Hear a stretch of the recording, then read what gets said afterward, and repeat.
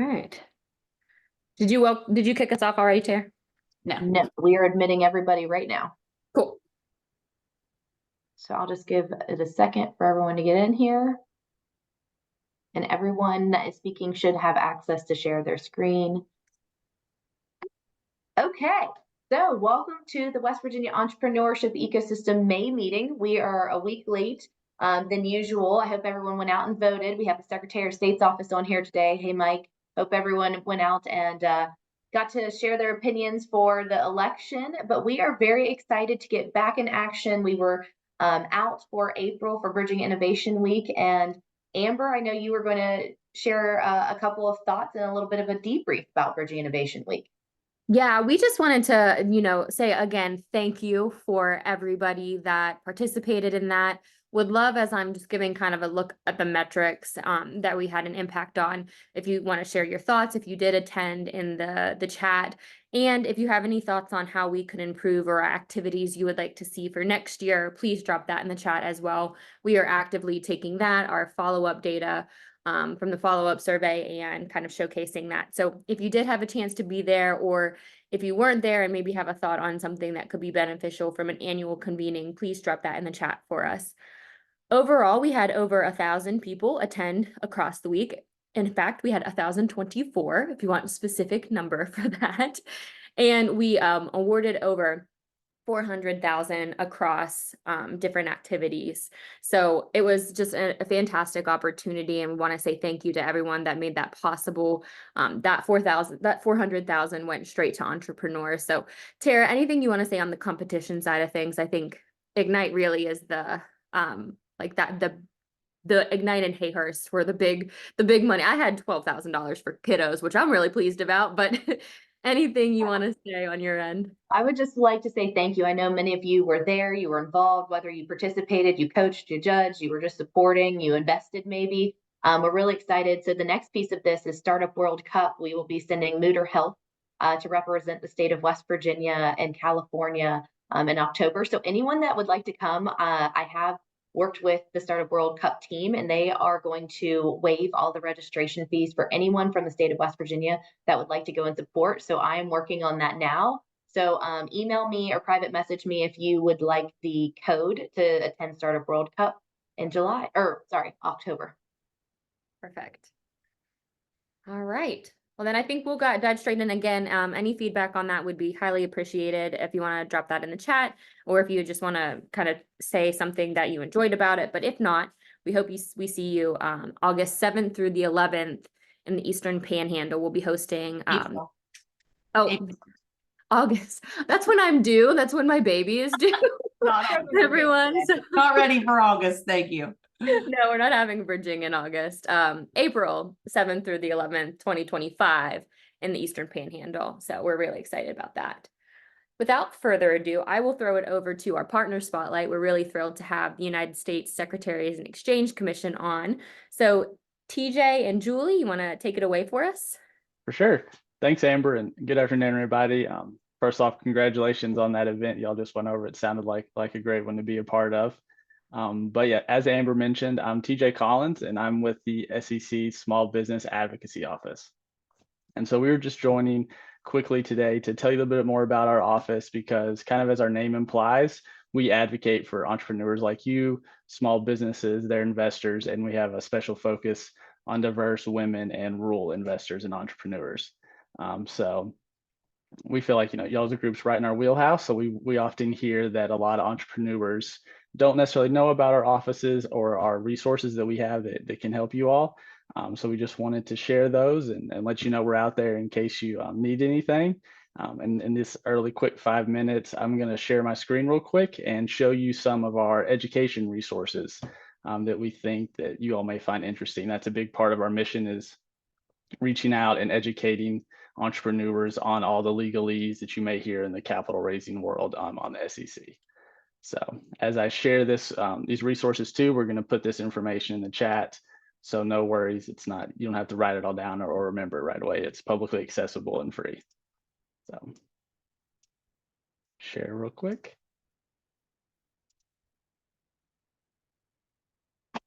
All right. So The first page I want to show you that we have available for you all is our capital raising hub. This is the landing page for all of our resources that you'll be able to find.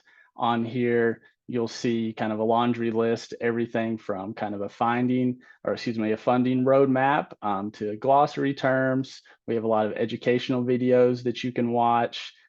Each year we put out an annual report with a lot of data about small business capital raising. So you can find those reports and trends on data we have there. And then obviously we're open to always talking with you all, engaging and answering questions. So you can find access to all of our contact information on this page as well. Three of my favorite resources that I want to show you today are going to be our glossary of terms, our building blocks, and our cool navigator tool.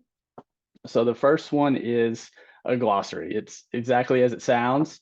But even as a securities lawyer, I go into this glossary all the time. I did in private practice before I was on this team. So it just has a laundry list of capital raising terms you may hear or read about in articles, put in plain English. And then also it has hyperlinks to more details about different terms.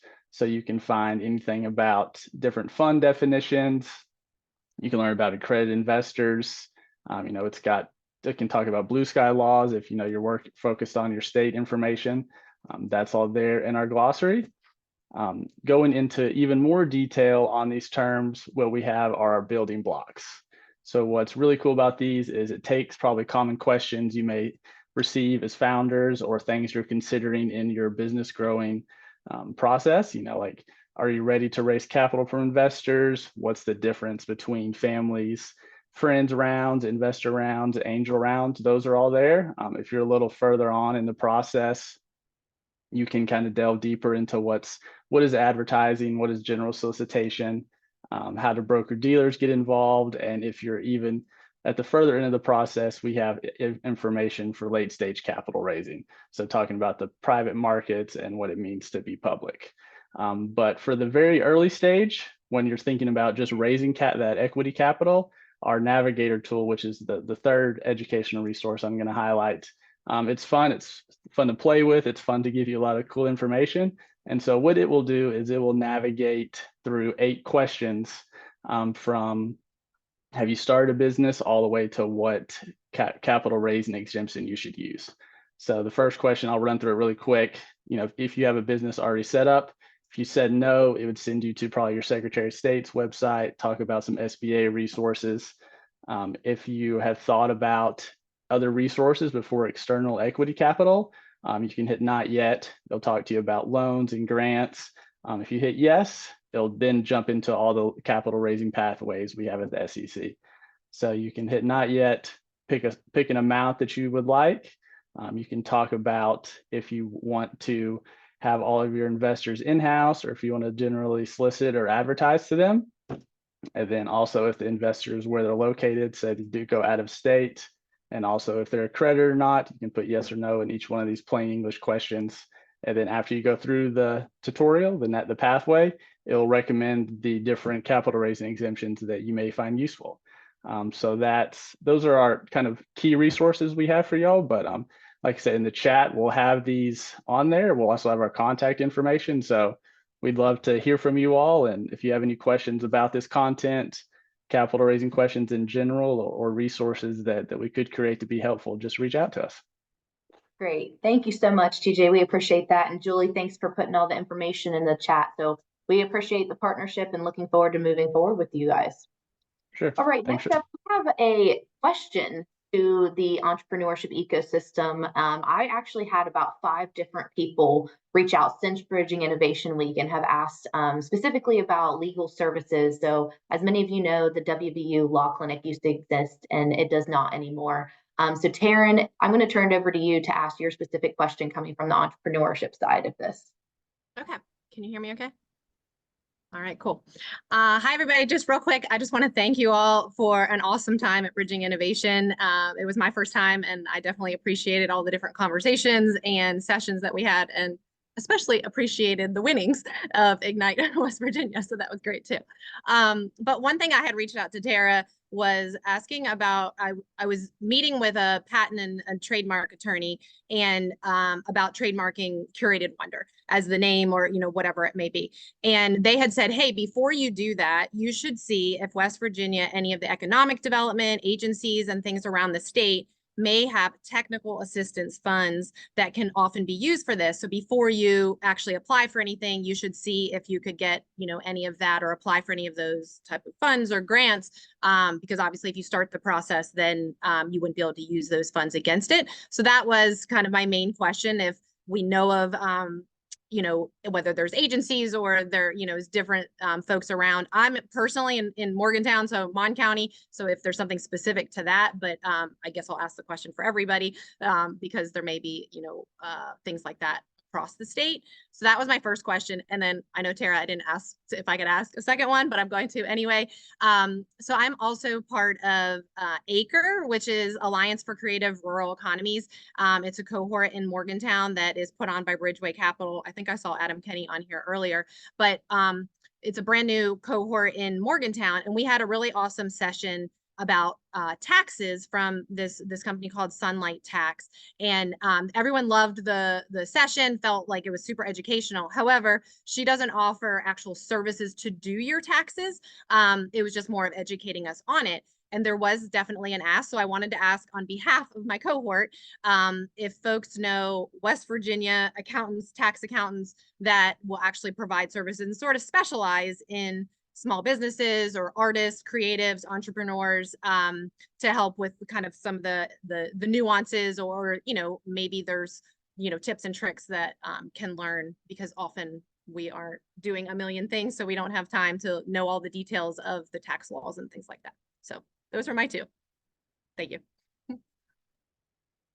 Great, and you probably should go ahead and check out the chat because it's been blowing up since you've asked 2 questions. Sweet. So I'm sure there's Okay. a lot of resources in there, and some Okay. directions as well, and we can help you Awesome. facilitate Thank it. you. Yeah. So I know that there is an exciting announcement that Goldman Sachs has started their 10,000 Small Businesses program in West Virginia, and we have several folks on the call from that program to speak today. So Nikayla, I'm not sure, do you want to get us started, and then Yeah. anybody else can come off mute too? Perfect. Yeah, and I apologize. My headphones are dying, so I'm not on my phone. I'm just using it for sound. But I will put the link in the chat as well to our main website. We're really excited. The Goldman Sachs 10,000 Small Business Program has been around for over 15 years now, but we are launching our first cohort exclusively for West Virginia business owners. It will be a combination. The program is entirely free, but is a combination of in-person classes. We're actually just decided this week we're going to do those through Bridging Valley Community and Tech, actually. So kind of bringing everyone together for 3 days. Then you'll go online for a bit. Then you'll come back together in person for 3 days. But the program itself is for businesses that have been established for 2 years to help them then grow and scale their businesses, really. We have some great alumni in West Virginia who have gone through our national program, but it'd be great to bring the program directly to West Virginia to serve more West Virginia business owners. It's also always so exciting. Goldman does an amazing job whenever there's a new cohort. So in terms of what the offerings will be and all of that, since I have just under 2 minutes, I'm just going to also share very quickly 2 slides. One to talk about the program a little bit more so you can understand kind of the landscape, and then one to show you the schedule. And then I'm happy to speak on any more. But this is kind of the makeup of the curriculum. So through business education, I mentioned it's a lot of, you are in person for a few days as well as online. So you're getting great curriculum. You're basically doing the case study of just your business. We pull you out of your business to work more on it instead of in it. We have a lot of great CDFI partners for capital. So I mentioned the program is no cost and is free, but we don't provide grants or anything like that, but we have partners that we connect you to. And then business support. You will get a free business advisor the whole time you're in the program, as well as access to all the faculty throughout the program, all culminating to build kind of this growth plan for your business to increase the revenues in your business, create more jobs in West Virginia, kind of all of that is our goal. And then as I mentioned, I will just skip ahead to show you, this is the exact schedule for the West Virginia cohort. I'm happy to email this to anyone as well, but those in-person sessions are September 18th to 20th, and then you're online through this next few months before you come back in person, December 10th to 13th. So if you're interested at all, definitely take a look at the link in the website, as well as reach out to me or explore anything, because we're really, really excited about this. So thank you, Amber. Yeah. Thanks, Michaela. Well, we are very excited to have 10,000 small businesses in the state of West Virginia. So we're looking forward to sending folks your way for that. Can you, if Perfect. you'll drop your information in the chat, if anyone has any specific questions, and we'll make sure to get that out in the follow-up email as well. Okay, next up, Spencer. Can you talk to us about the USDA investing $1.6 million to increase access to healthy foods in West Virginia? Yeah, sure. Happy to. Hey folks, my name is Spencer Moss. I'm the Executive Director of the West Virginia Food and Farm Coalition. The coalition has held a network called the West Virginia Rural Grocer Network for a couple of years now. And so what we're able to do is make relationships with rural grocers. These are, you know, your non-chain folks. A lot of them popped up during the pandemic. And so we're able to go in, make a relationship. They do an assessment, we do an assessment, and we decide what sort of TA that they're interested in or want to maintain in order to create some sustainability in their business and or grow it. And then as sort of the carrot is, in the past, we've had access to the West Virginia revolving equipment fund.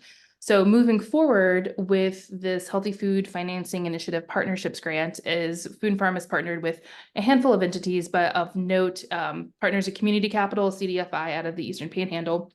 And so we will be in West Virginia as well as border counties. And so we'll be able to do the same MO, make relationships. They'll do an assessment. We'll do an assessment. PCAP is going to sort of help us maintain the TA piece through their network. And they are also going to take over the equipment fund. So now loans will be available to not just grocers, but other food folks whose end users will be retail. So folks in that mid-tier value chain. And the really cool part is we're able to use this funding. We're buying down interest rates on those loans. And we'll also be able to attach grant funding to the loans. So you know, maybe they need $100,000 and we'll be able to do $70,000 in a grant and $30,000 in a loan. So that'll be huge and a game changer for a lot of these folks. And that's about it. Perfect. Thank you so much. And please feel free to drop any information in the chat that we can share in the follow-up as well for those folks that aren't on right now. All right, we're keeping going. We got a jam-packed agenda today. Charles, we heard there's some new space going on there in Parkersburg. You want to highlight? Yes, my name is Charles Allman. I'm a professor and distinguished chair of entrepreneurship at WVEE Parkersburg. And we, a few years ago, the Ohio Valley University school went out of business. And through a grant from the Ross Foundation, we are buying that campus and turning it into our Innovation and Technology Center, where we will hold a business incubator. We're looking at building a high-tech business incubator there. Along with that, we also, through a grant from the Erickson Foundation, are doing our own pitch competition for students and recent graduates. We actually just Friday held our second stage pitch competition, and we had two companies compete, and we had a really wonderful welding company win. Flash Welding, going to do a mobile welding rig and take the prize money and build some, buy some equipment and some other services. So we've got a lot going on with this. The campus is getting renovated right now. It needs a lot of deferred maintenance taken care of. So we're anticipating being able to open the academic side in fall of 25 is what we're hoping, and then probably the incubator in spring of 26. So hopefully we get it all going, we can host Bridging Innovation Week. Yeah, Charles, thanks so much for all the work you're doing in Wood County. I'm from Wood County and grew up in Parkersburg, so I really appreciate all the hard work you're doing there. So if you want to drop the information, like your contact information, the information for Friday's event, I know folks that might be around might want to stop in and check it out. So thank you for that. Yeah, we don't have a press release up yet for it, but I'll forward that to you in email as soon as we get it. All right, sounds great. All right, do we have Russ Rogerson on? No, Russ? Okay. Well, we will see if he can follow up. He was going to announce that Mon County and Preston County, they are now a certified Build West Virginia district destination, or they got their designation, sorry. So we will follow up with him and get some more information around that and how other towns in West Virginia can achieve that designation. So we're going to keep it moving. And Andy, I saw that you were on. Can you tell us about the NSIN Vector program? Yes, actually, Vector has closed out, but I've got about 10 other programs that I can talk to you guys about. So I'll hit those up. There's a lot of really cool opportunities. So I represent National Security Innovation Network and the Defense Innovation Unit in the state of West Virginia. I've got a lot of links that we provided in the chat for each opportunity I'm going over, and the contact information will also be there. Several deadlines are upcoming, so make sure to check them out, and they're all open to U.S. businesses. So this first one, everybody can't see my screen, right? Oh, excellent. Yeah, we can see it. It's the Oculus Electronic Warfare Innovation Challenge. We're seeking electronic magnetic spectrum technologies. So anybody who works with the electronic magnetic spectrum, make sure to check this one out. Next up, we've got the multi-range domain scheduling challenge. We're seeking a management platform to coordinate and deconflict multiple users and agencies as they schedule range space for multi-domain operations. If you can provide deconfliction and coordination programming, make sure to check this one out. The next one is the transition of quantum sensors, and they're seeking the integration of quantum technology into all sensors. Specific lines of effort are inertial sensing, magnometers, tech insertions for spiral enhancements of quantum sensing. This one closes out pretty quickly. The next one we have is the Expeditionary Energy Challenge, seeking to provide power generation for sensors to be employed in space. So if you guys have any way of producing electronic stuff that could be attached to space sensors, please go ahead and check this one out. Next is the Hypersonic Cost Reduction Challenge. So the Navy is seeking to identify revolutionary processes, materials, or capabilities that can augment or replace sensors that are attached to hypersonic glide bodies. So anything that can go real fast and not get hurt, check this one out. We've also had the Joint Cyber Hunt Kit. They're seeking a security operations center in a box to be deployed by a 9-man team in austere environments. So if you guys can develop that technology, check that one out. And we have the AI Infrastructure Challenge. They aim to use AI to enable real-time adjustments across multiple disciplines of building construction while incorporating local code, site conditions, and historical designs. So check this one out. We have the Cyber Innovation Challenge, seeking to identify cutting-edge solutions to address cyber critical threats and modeling predictive analysis, persona and influence factors, and data permeability. This one's got a bunch of big prizes for up to $350,000. Two more. Ensign Foundry, this one I wanted to start my foot on. Ensign Foundry is really awesome. We're trying to tie entrepreneurs together with inventors from DoD laboratories. So for the entrepreneurs in the crowd, if you're looking to get engaged and be part of what the DoD finds for DoD solutions, check out this program. Applications are until July 1st. And then finally, we have a Hacking for Defense Educators course that starts June 12th to 14th. It's open to anybody. And for any of the academics in the crowd, if you're interested in hosting a Hacking for Defense course, feel free to reach out to me. I can get you connected with a we can talk about this in the institution. So that was my word bomb for the day. Let me know. There's tons of opportunities coming down the pipeline, and I'm happy to connect you guys with as many as I can.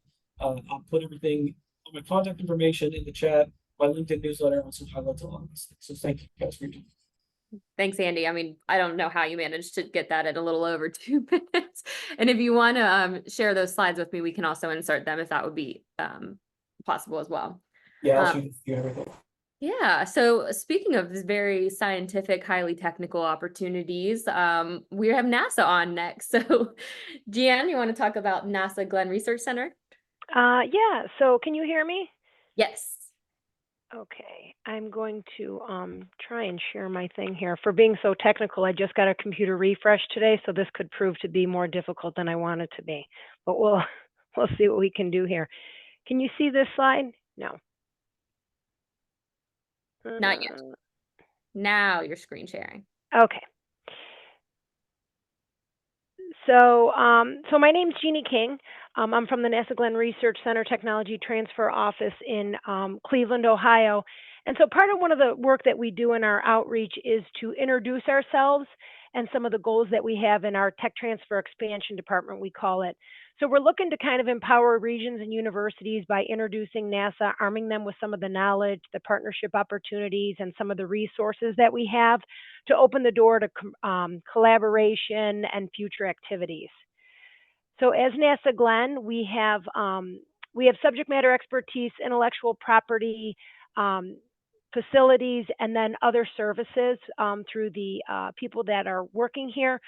We have the patent portfolio, which can be really a great resource in building new companies or getting over technical hurdles, and especially when it comes to entrepreneurship. That's kind of a focus of our area. All of our patented technologies are summarized with these 2-page summary sheets that talk a little bit to the applications, benefits, and why it was developed. And then those are available for licensing. 3 different types. Government use is when it accompanies any sort of government funding. Evaluation license is a test drive. And then commercial is real specific if you're looking to develop something, a commercial product. We also have free software. So here's the link to that if you would like to explore what the software opportunities are.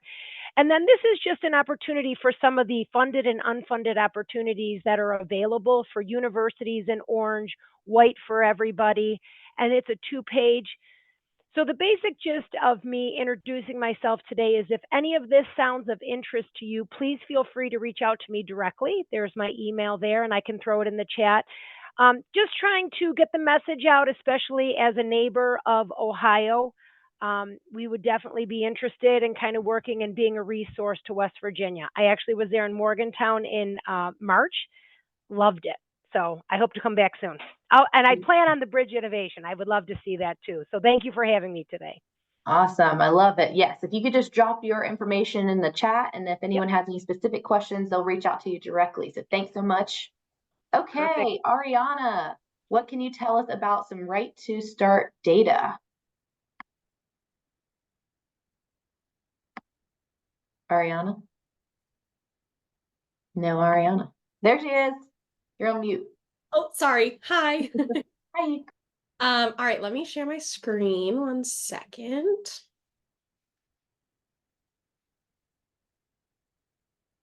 So I am the West Virginia advocate for Right to Start, which is a national nonprofit organization essentially dedicated to making entrepreneurship a more accessible career path and a civic priority.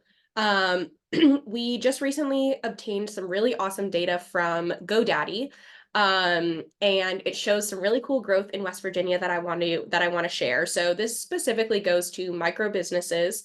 And I do want to give the small caveat that this comes from GoDaddy, and so it specifically applies to micro businesses, which are businesses with 10 or fewer employees that have a website and a domain. So that is the one caveat. This actually doesn't capture all micro businesses because even in today's day and age, not everybody has a website.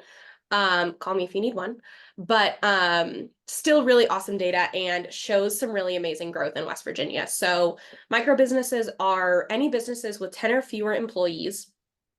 What this data shows is that in West Virginia, we have about 2.2 micro businesses per 100 people, which is about 40,285 micro businesses throughout the state. This is bigger than some other states, which is amazing, and is a 13% growth since 2019. I just wanted to share quickly that each additional micro business per 100 people in a county increases household median income by $500 a year, which is incredible. And about 7 new jobs are created by each micro business entrepreneur on a county level. Some of the interesting data here is that these were not the counties that I was expecting for the most growth and the highest number of micro businesses per 100 people. As you can see, Jackson County blows us out of the water. But in comparison to a lot of other states and counties across the country, we still have huge numbers. This is a link, and I've included the link to this whole presentation in the chat. But this will lead you to the whole article that has some more information and data. Please feel free to contact me with any questions or if you'd just like to discuss this. I think it's really cool and I'd love to chat about it. Great. Thanks, Ariana. We appreciate it. And I know that Right to Start highlighted some of this at Bridging, and we appreciate you following up with this additional resource. So thank you. Yeah. Matt, I believe you're wearing a different hat today and talking about a Morgantown art event. So tell us what you got going on. Yeah, sure am. Hey guys, thank you all for being here. I think we're sharing the screen, Okay, great. Yeah. So as Amber mentioned, I am wearing a different hat today. I think I've met some of you guys. Bridging, my normal role is I'm a marketing manager slash photographer for the Department of Commerce. I'm also a resident here in Morgantown. I grew up in the States and found photography during COVID as kind of my passion, and had been looking for different ways to kind of showcase my own work, but also get more people involved in the community. And I left this year at Bridging kind of really inspired to go out there and kind of do something kind of like Bridging, where I could bring people in together and we could showcase all their different work. And so I am friends with Lisa and LJ. They're the owners of 123 Pleasant Street. Any of you guys who are familiar with Morgantown, that's a concert venue. And next to it, they have a co-op space where they use different artists, workshops. I know Acre, I think, sometimes meets there. And yeah, so this whole art house event will be a month-long art exhibit. Friday, June 7th is the opening, and our plan is to just kind of showcase a variety of different types of local West Virginia artists. Some are primarily in Morgantown, some are throughout the state, different mediums, not just photography. We're also going to have some painters, ceramic peoples. YNST has put me together with some different artists, along with Tara has put me in touch with Jordan from the Greater Art Council. And so there's just a lot of different artists doing some incredible work. And that's what this is kind of showcasing. Art is best displayed in the home. And yeah, it's kind of creating a home for artists here in Morgantown. I do know it also is the date of the Almost 7 Classic.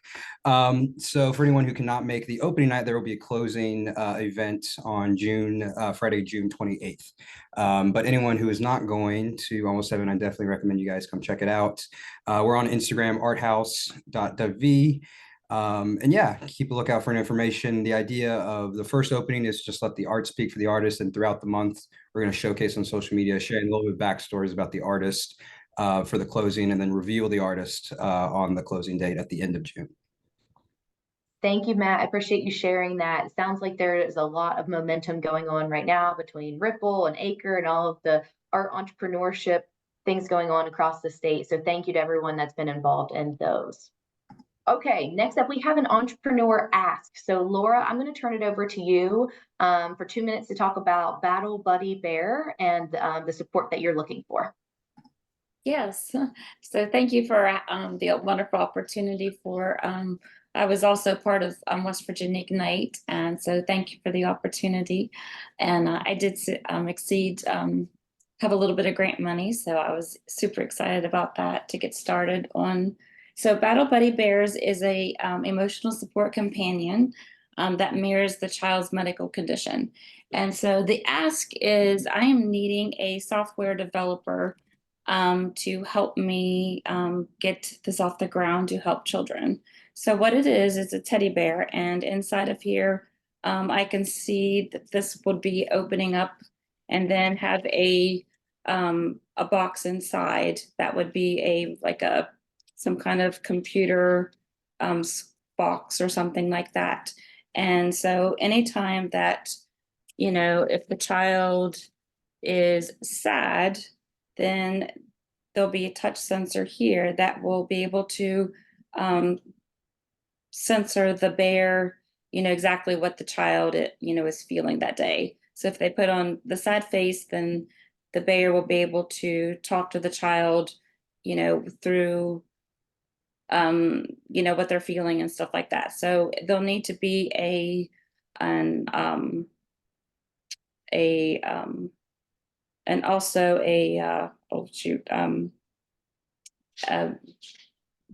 so there'll be a touch sensor, there'll be an app that'll need to be associated with the bear as well.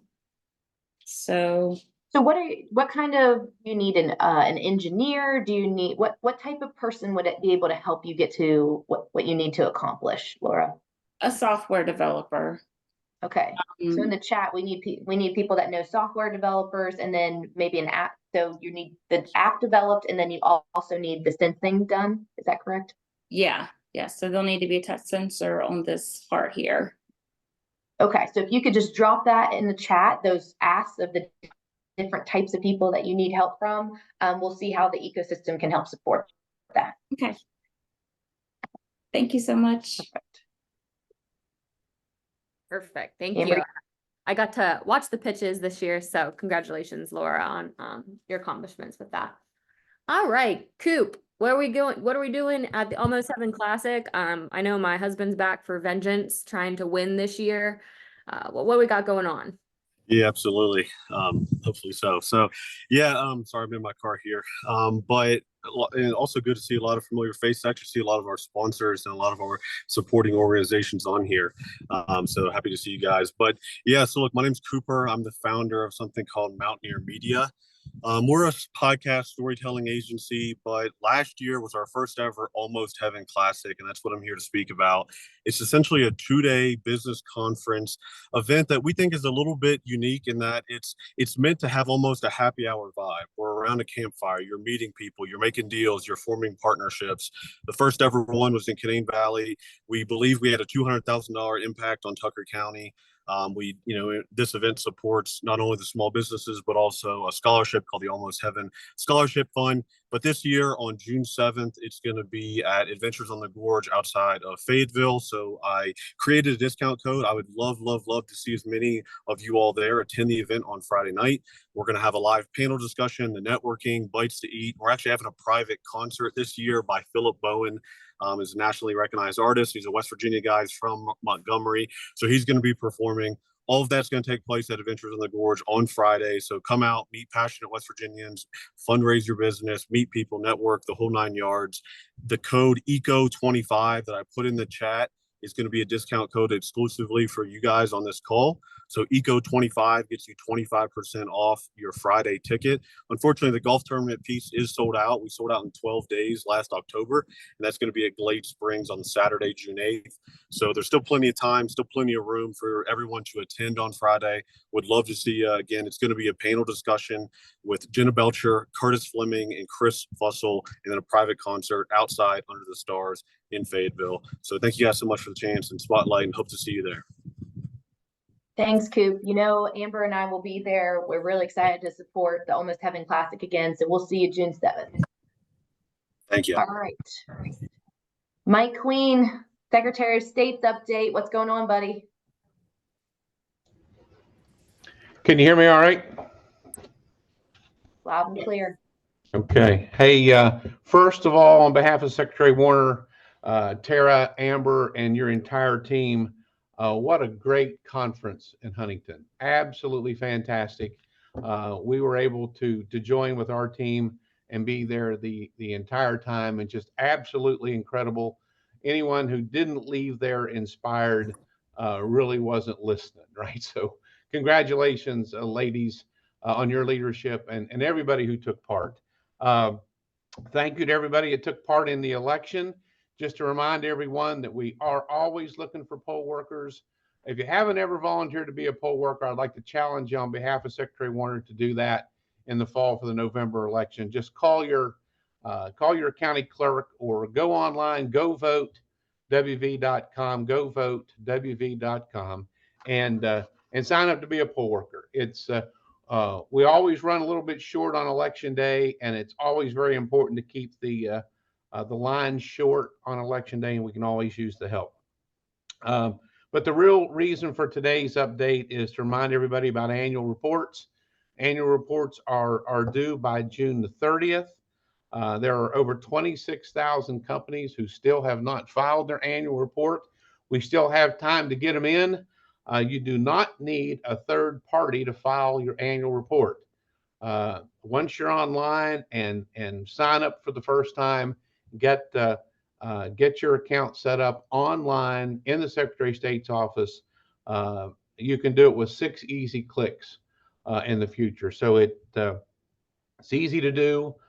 Please don't miss the deadline. There are substantial penalties for missing it. It only costs $25 to file, and we're looking forward to do that. If you need help, any help whatsoever, 558-8000.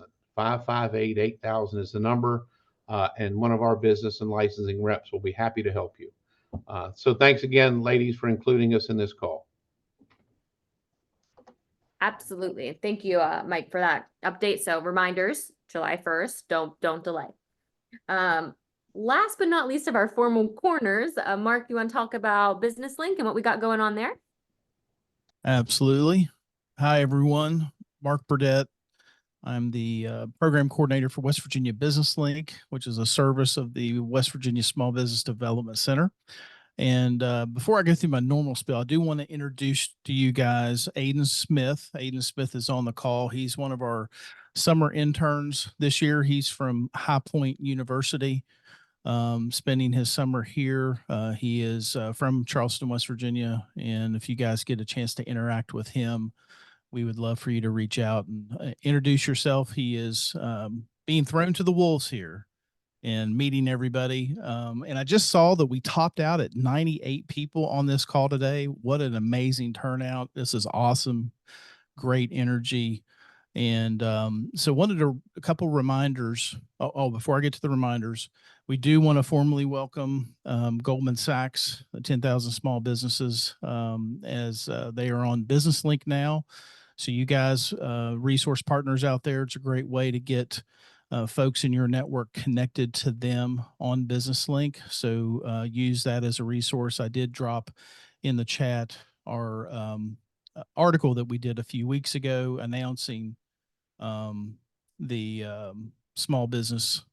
Now that Goldman Sachs is now offering their small business program here in the state, and we're so excited to have them part of our ecosystem now. So definitely want to encourage everyone.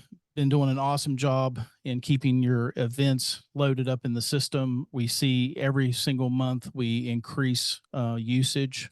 I really appreciate you guys doing that.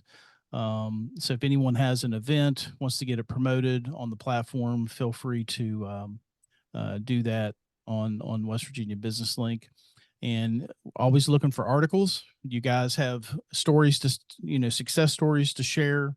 Anything that's going on with you guys, be sure to reach out to me. We would love to feature you on an upcoming blog post. So keep that in mind. And I think that's just about it. I think maybe Amber, you guys got some information to share with regards to Business Link coming up here soon. Yeah, I will tap in here. Mark and us have been talking about how we can make sure that we're best utilizing Business Link, and we are going to do a lunch and learn on Business Link for resource providers on June 18th at noon. And the whole point of that is to kind of see how the back end works, see the different availability of resources and information that resource providers can pull from Business Link that Mark can provide for you all to help with your supporting metrics for your grants and how to better improve the utilization of that. So we'll be hosting that on June 18th at noon again. And I dropped the registration link. It'll go in the follow-up, and I'm sure you'll see several others come out to promote that event. But we'd love to see resource providers come on and talk about what you're currently using, how we can better connect Business Link to address your needs, and how we can best utilize that and grow it. So we're really excited, and thanks, Mark, for being our guinea pigs with a formal lunch and learn from the ecosystem. There's nobody we'd rather partner with on that. All right, so I think we are now at open updates, right, Tara? Is that correct? Yeah, I've been watching. There's been so much going on in the chat, so thank you guys for being so engaging. We've had a ton of people on today. Mark, again, thanks for reminding us about the use of the calendar. Constantly people are asking me what's going on, how do we keep track of it? And so thank you to you and having it being managed on Business Link. It's really a helpful tool. So as he mentioned, if you have any kind of events coming up, you can book out years in advance. So we're getting ready to put all the ecosystem, the entrepreneurship ecosystem conference on there. I'll be adding Ignite. So if you have any pitch competitions, I know several folks told me that they're going to have some workshops this summer. Make sure you're dropping that on the shared calendar, because it really is helpful. All right, Tyler, you can subscribe to the calendar as well if you want updates. Yes, thank you, Tyler. Oh, okay. That's a cool note. Love that. Yeah, if anybody wants to come off mute, maybe even if you want to like raise your hand on here, just because we have so many people. Andy, that's a great thing for Mark to walk you through. Yeah, it's real easy, Andy. You can, I just, in the chat, I dropped there is a link to add to the calendar, but if you go to Business Link and just click on calendar, down at the bottom, there's a button that says submit your event. And that comes to me directly, and events are posted within 24 to 48 hours. If it falls close to Friday afternoon, probably won't get to it till Monday, but I'll do the best we can. So that's how you do that. If you have any other issues, just reach out to me. Brian, I think that there's a Faster West Virginia workshop this evening, if you wanted to highlight. Am I right about that? Brian Shaw? I probably should not be calling out random people just in case, in case they're enjoying their lunch. There is one, just so everyone knows, it's tonight at 6 p.m. in Gasaway. Yes, Amber, this is Marjorie Cook. Oh, hi, Marjorie. Must be engaged. Yes. Advantage Valley's Faster West Virginia program has an event to talk about business opportunities for the Elk River Rail Trail. And she got it, Gasaway, 6 p.m. tonight. Appreciate you knowing that. Absolutely. I got to keep up to date on my LinkedIn updates too. All right. I also just want to mention, so June is we are already getting emails for folks that want to talk on the June call. So if you have anything you would like to add to June's, we are set on the entrepreneur and resource provider spotlight, but we have several 2-minute time slots available. So make sure to email Amber or I if you'd like to speak on the June call. Great, thank you. Lauren, I don't know if you want to come off mute and talk a little bit about what you're doing, but that sounds really cool to me. No pressure. Yeah, sorry, I was just finding buttons, not pressure. Pressure to find the mute button. Yeah, I'm part of the Ascend West Virginia program, so I do remote work and I do work for the Smithsonian. I build the virtual tours for air and space and natural history, things like that. And I focus on the educational applications of virtual augmented reality. And like everybody else, been really experimenting and transitioning, I guess, for how artificial intelligence will impact our work. And it's a profound impact in all of the work I do.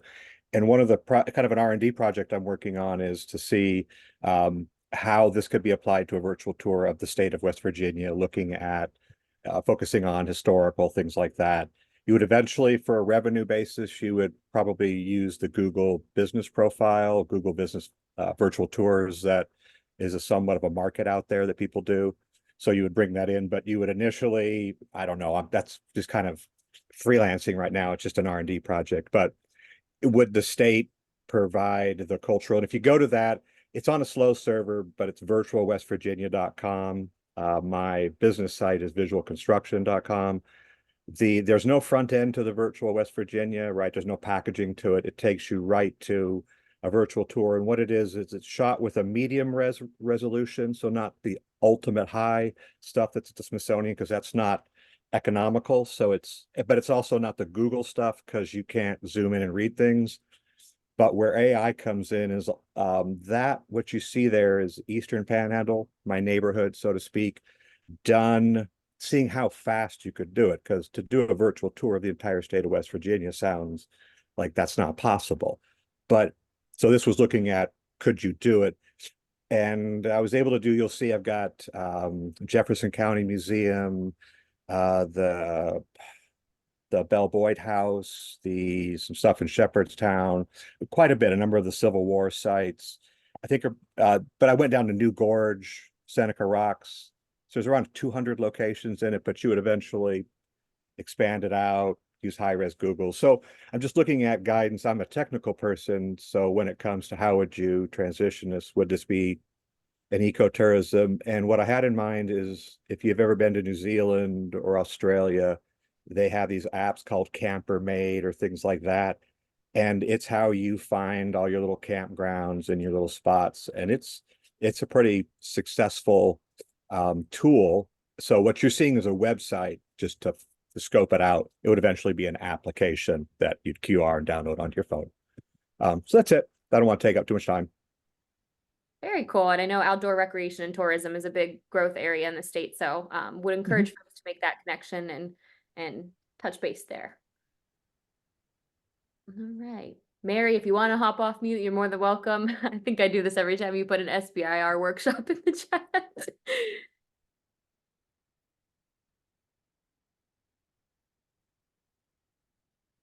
Yeah, I just put in the chat. If anybody is working on an SBIR, Small Business Innovation Research, STTR federal proposal, our monthly webinar. Next one is all important budget, developing your budget for your federal proposal, and that is on June 18th, also at noon.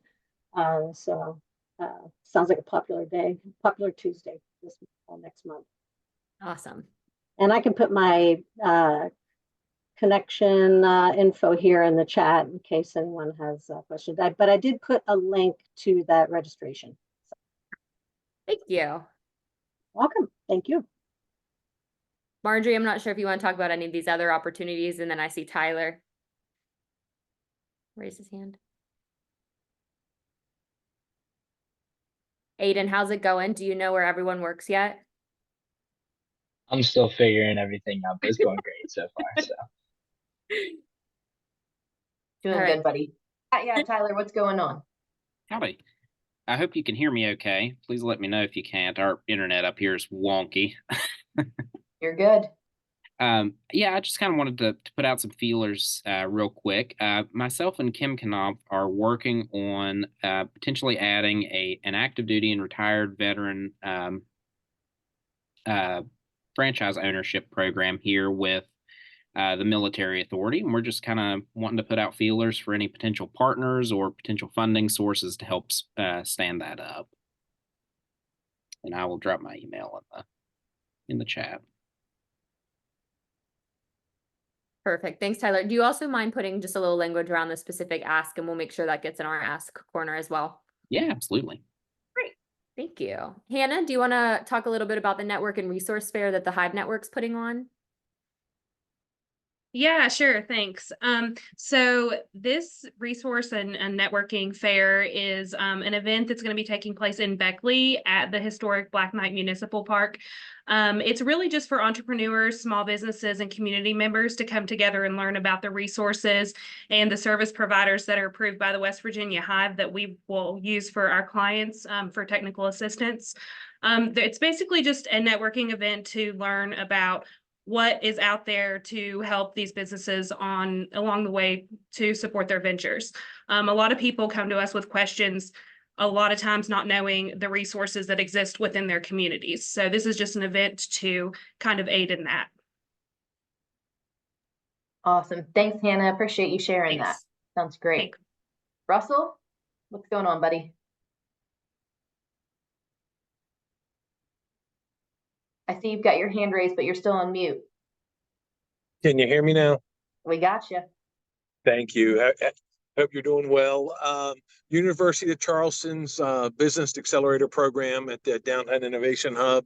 We're filling a new cohort number 3, which will be starting in July. It's a 6-month program designed to touch every aspect of a small business that is growth oriented. It's no fee for becoming part of the program, but we do still have a few seats open.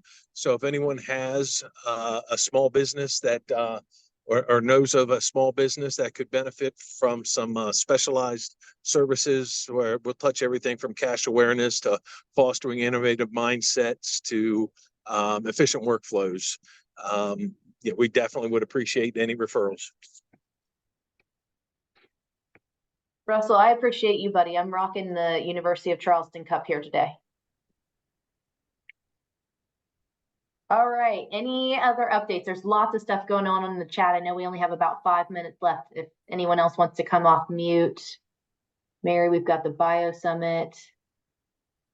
Yeah, I don't know if anyone has mentioned that or not, but I noticed I did not see it on here. That takes place on May 29th, and that is a gathering of all biotech, biohealth organizations, resource providers in the state. And that is at Marshall on Wednesday the 29th, all day, most of the day. Great. And also Tara mentioned, I think that the registration's closed, but I know several of us will be at the Rural Partner Network's Federal Partners Forum in Summersville is it Summersville or Fayetteville? It's near the new Summersville, right? Summersville. Yeah. On June 4th and 5th. So looking forward to seeing several of you all there. So that's another one. And if there are any other conferences, maybe you're not directly hosting, but people should be aware of, if you want to drop those in the chat, we'll be sure to put them in our recap email. What a jam-packed agenda and meeting for a nice casual May afternoon. All right, Terry, you want to just take us home? We'll go ahead and send out a really long follow-up email. Yeah, thank you everyone for being on and the really engaging call. We appreciate all of the updates, all of the events, all of the things that are going on. So we're really looking forward to keeping this momentum going all summer. So again, please add your events to Business Link. Please email us if you'd like an official spot on the agenda. So that will come out in the email. We're trying to keep everything as organized as possible. So the earlier you get us stuff, the faster we can get it organized. But just want to say thank you to everyone. We're looking forward to seeing you next month. Bye, gang. Thanks, everyone.